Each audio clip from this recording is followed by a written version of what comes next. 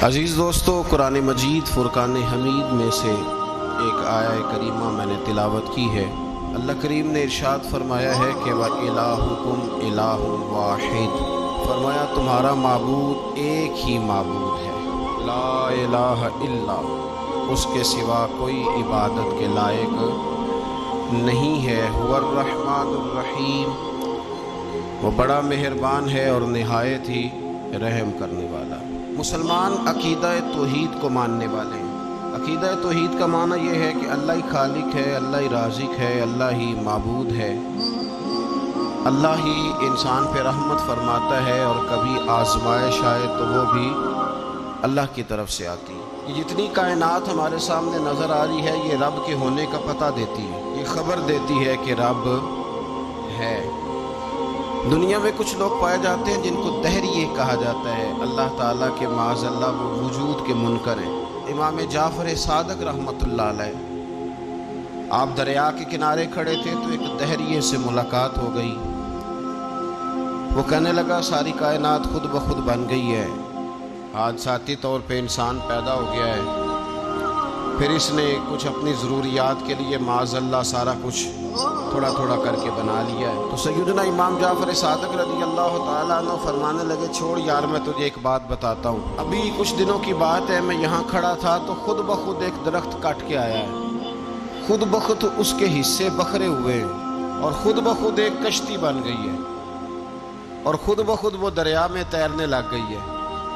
کہنے لگا حضور آپ خیال کریں، کبھی کشتی بھی خود بخود بنی ہے، خود بخود تیرنے لگی ہے، یہ کیسے ہو سکتا ہے؟ تو آپ فرمانے لگے بیوقوف آدمی، اگر ایک کشتی خود بخود نہیں بن سکتی تو ساری کائنات خود بخود کیسے بن گئی ہے؟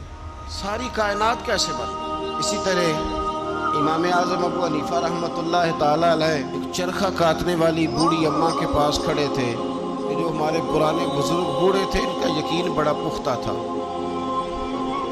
اب چونکہ فلسفے کا دور آیا ہے، منطق کا دور آیا ہے، اب کہانیاں بہت زیادہ ہیں، لیکن یقین کمزور ہے یقین۔ تو امام اعظم ابو حنیفہ رحمۃ اللہ علیہ ایک بوڑھی اماں کے پاس کھڑے تھے جو چرخہ کاٹ رہی تھی۔ تو امام صاحب رحمۃ اللہ علیہ اس سے فرمانے لگے کہ بوڑھی تو نے چرخہ ہی کاٹا ہے یا رب کو بھی پہچانا ہے؟ اماں کہنے لگی امام صاحب رب تو ہے۔ آپ نے فرمایا اس کی دلیل؟ کہنے لگی میرا چرخہ، اللہ کے ہونے کی دلیل میرا چرخہ۔ آپ نے فرمایا تیرا چرخہ رب کے ہونے کی دلیل کیسے ہے؟ تو کہنے لگی حضور دیکھے نا، میں چلاتی ہوں تو چلتا ہے، میں روک دیتی ہوں تو رک جاتا ہے۔ تو ایک چرخہ یہ ہے اور ایک کائنات کا چرخہ ہے۔ ایک کائنات کا چرخہ ہے کہ سورج مشرق سے نکلتا ہے اور مغرب میں غروب ہوتا ہے، تو یہ بھی تو ایک چرخہ ہے نا۔ تو اگر یہ چھوٹا سا چرخہ بغیر میرے چلائے نہیں چل رہا، تو اتنا بڑا چرخہ کائنات میں بغیر کسی کے چلائے کیسے چل سکتا ہے؟ تو امام صاحب رحمۃ اللہ علیہ فرمانے لگے اچھا چل تیری بات سمجھ میں آ گئی۔ بوڑھی سے باتیں کر رہے ہیں پیار کی۔ فرمانے لگے اچھا یہ بتا کہ اللہ ایک ہے کہ دو؟ کہنے لگے جی ایک ہی ہے۔ فرمایا دلیل؟ کہنے لگی میرا چرخہ۔ دلیل میرا؟ فرمایا وہ کیسے؟ وہ خاتون کہنے لگی حضور دیکھیے نا کہ میں اکیلی چرخہ چلاتی ہوں تو صحیح چلتا ہے، اگر ہم دونوں چلانے والی ہوں تو یہ تیز چلے گا، اگر ایک طرف کو بھی چلائیں، ایک سمت کو بھی چلائیں تو چلے گا تیز، تو تانی پھر بھی ٹوٹ جائے گی۔